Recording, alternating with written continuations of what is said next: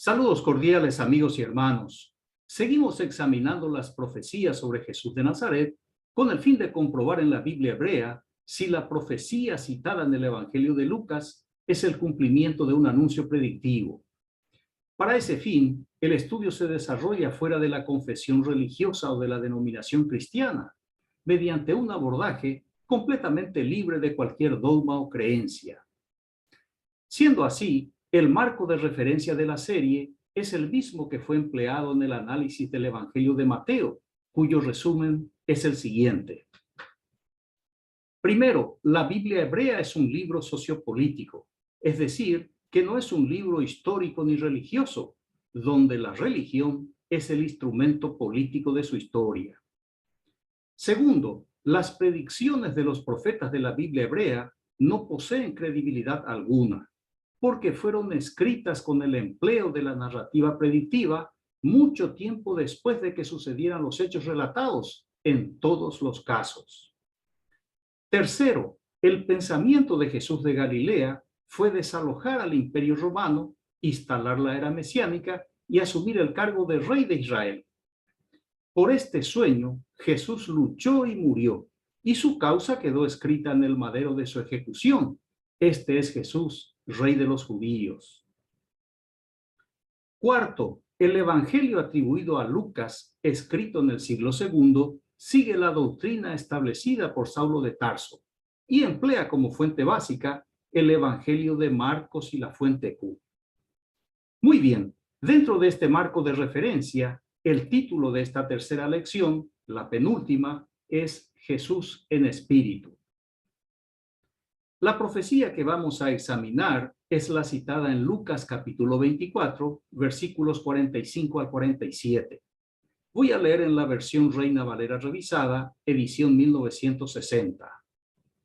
Entonces les abrió el entendimiento para que comprendiesen las Escrituras y les dijo: así está escrito, y así fue necesario que el Cristo padeciese y resucitase de los muertos al tercer día, y que se predicase en su nombre el arrepentimiento y el perdón de pecados en todas las naciones, comenzando desde Jerusalén.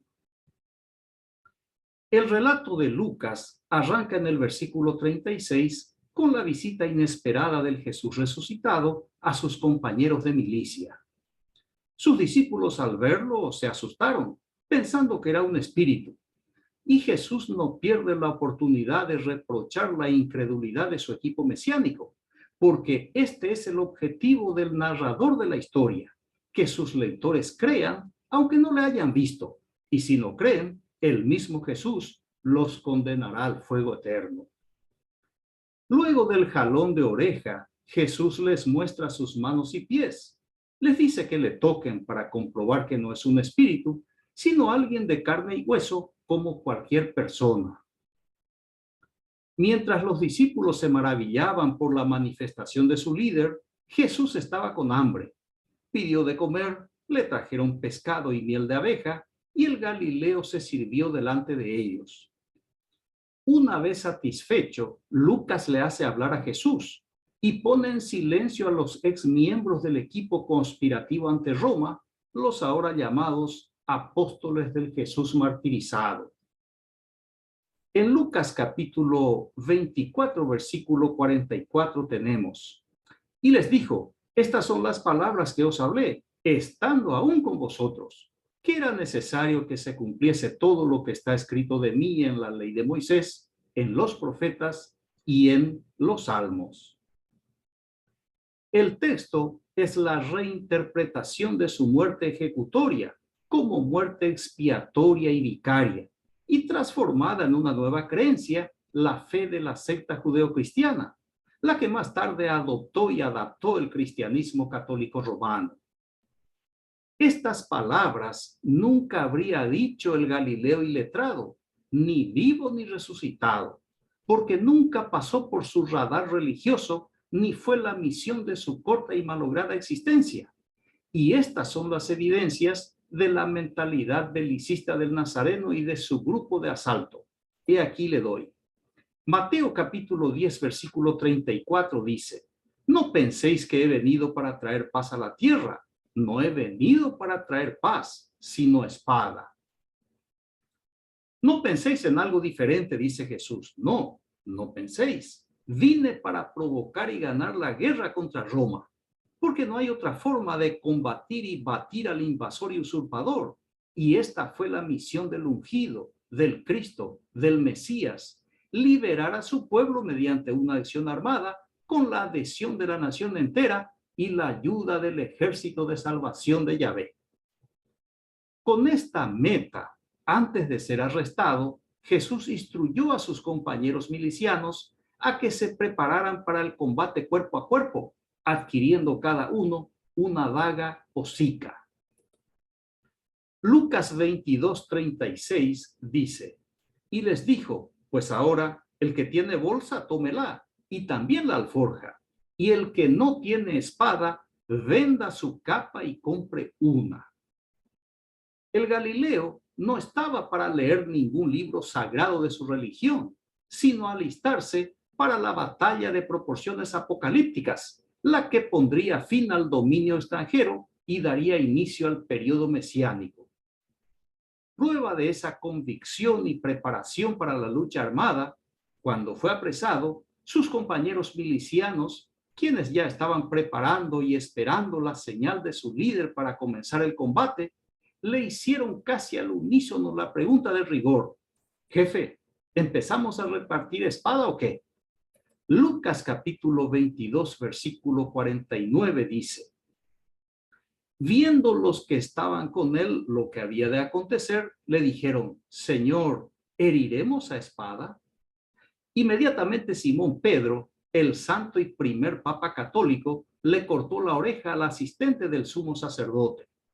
En el versículo 50 dice: y uno de ellos hirió a un siervo del sumo sacerdote y le cortó la oreja derecha.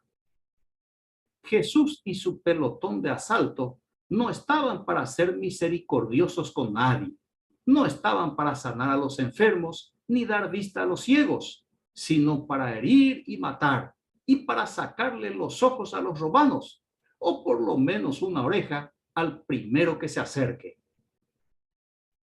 Así que Jesús y su grupo no estaban para perder el tiempo hablando de lo que no existe, ni en la Torá, ni en los profetas, ni en el cancionero religioso judío, el libro de los Salmos.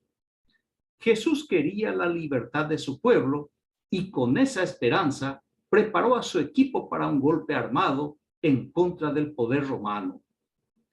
En su campaña secreta o semiabierta, que Jesús el Galileo daba un paso adelante y dos atrás ante el peligro de ser descubierto, en ese modo discutió con los fariseos y embistió a los saduceos, y allí fue frenado, porque los sacerdotes afines al imperio, los saduceos, se movilizaron a tiempo para abortar el alzamiento encabezado por el Nazareno. Sobre el Galileo o el Mesías, o sobre el mesianismo o los padecimientos del Nazareno, no aparece absolutamente nada en el libro de la ley o la Torá, sencillamente porque su contenido es normativo y no profético. En el libro de cada uno de los profetas tampoco se menciona ni a Jesús ni a los supuestos padecimientos que debía enfrentar, porque su contenido es histórico y no profético. Aquí debo recordar que los profetas escribieron la historia con una narrativa predictiva, muchos siglos después de que ocurrieran los hechos relatados en cada caso. Es el fraude del profetismo en las páginas sagradas de la Biblia hebrea. Muy bien, después de esta presentación introductoria, llegamos al texto de análisis, Lucas capítulo 24, versículos 45 al 47.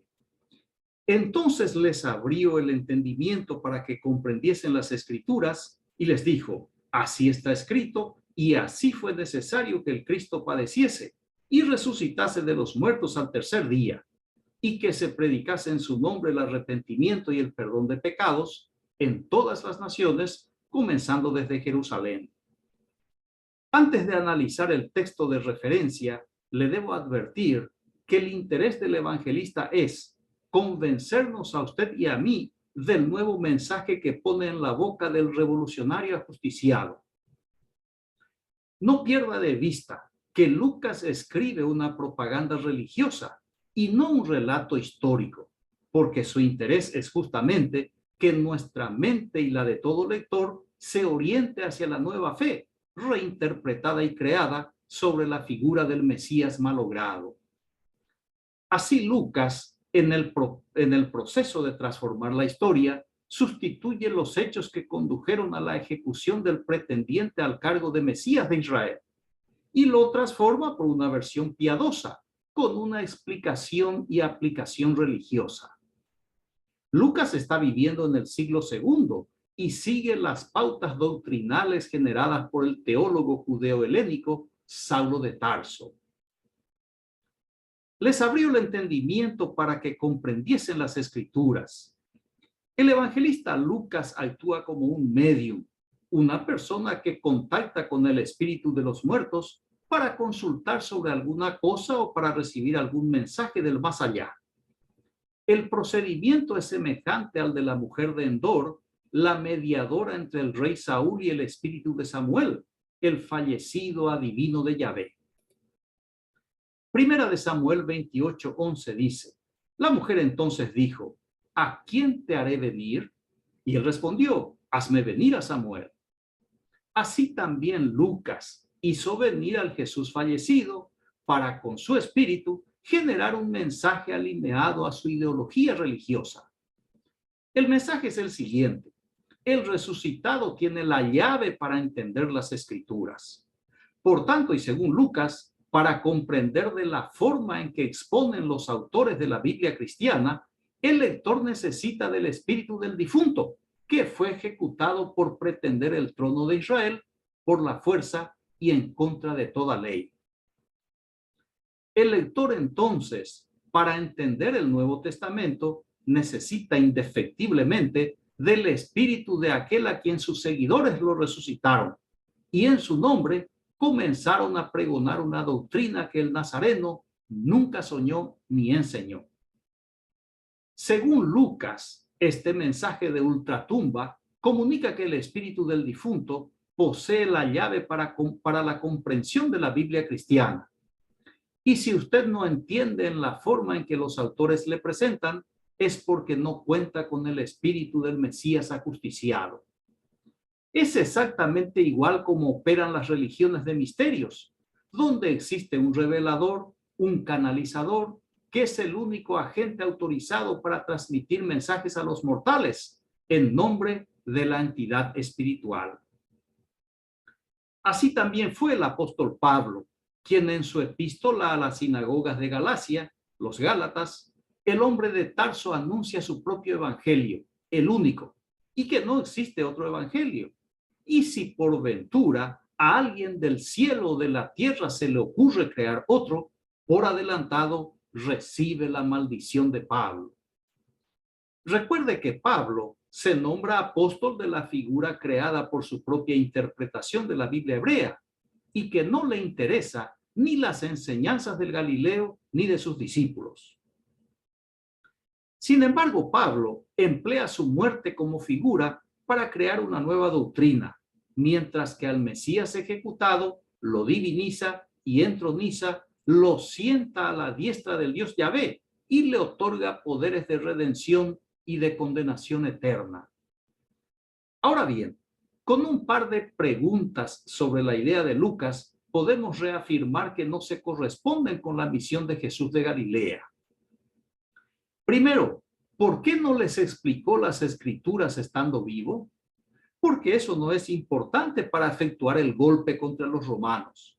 Además, la gente descubriría que es un engaño, porque en todas las escrituras no se menciona cómo sacarse de encima al pueblo invasor, y si fracasa el operativo, cómo reinterpretar la situación ni darle amplia difusión.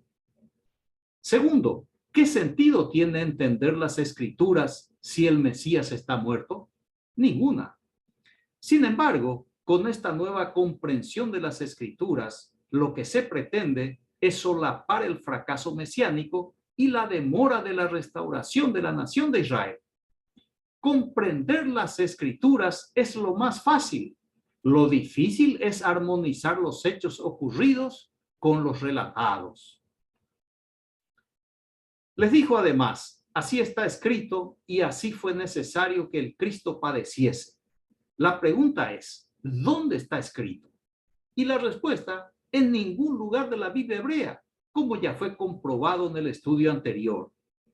Los padecimientos de Jesús el Nazareno fue consecuencia de su intentona golpista por una pretensión de eliminar a los romanos, liberar a su pueblo y sentarse en el trono como rey de Israel.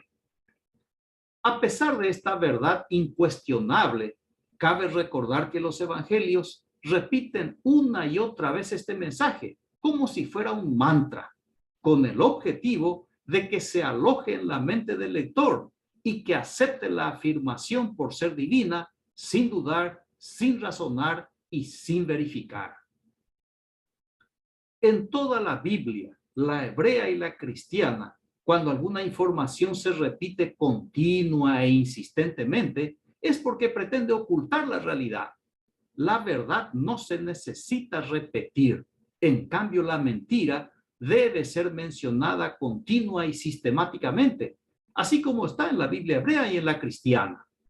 Es así como lo dijo el germano Joseph Goebbels: una mentira repetida 1000 veces se convierte en una verdad.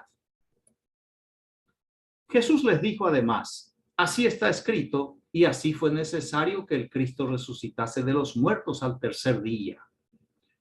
De nuevo, la pregunta es, ¿dónde está escrito? Y la respuesta, en ningún lugar de la Biblia hebrea, como fue comprobado en el estudio anterior, que ningún profeta predijo su resurrección. El Mesías esperado por todo el pueblo debía ser un líder victorioso, que rompiera el yugo opresor y que reinara sobre la nación libre y soberana. Nadie esperaba que un Mesías que fuera detenido y ejecutado, ni que resucite, ni que su espíritu sirva de luz para entender un mensaje reciclado, elaborado sobre su fracaso. La muerte no estaba en los planes del Galileo ni de Juan el Bautista, quienes pensaban participar de la era mesiánica libres del Imperio Romano, con el Mesías Jesús sentado en el trono gobernando Israel y el mundo, y la ciudad de Jerusalén el único centro religioso mundial, y el templo de Yahvé el banco donde las naciones depositarán sus riquezas. En esa era utópica, soñada y descrita por el tercer Isaías en el capítulo 60, en ese tiempo, todos los israelitas serían sacerdotes de Yahvé y los extranjeros seremos sus esclavos. Es que a Yahvé le fascina la esclavitud. Liberó a su pueblo de Egipto y lo hizo su esclavo, su siervo, y para la era mesiánica pretenda que el mundo sea su nuevo esclavo. Jesús dijo además, así está escrito y así fue necesario que se predicase en su nombre el arrepentimiento y el perdón de pecados en todas las naciones, comenzando desde Jerusalén.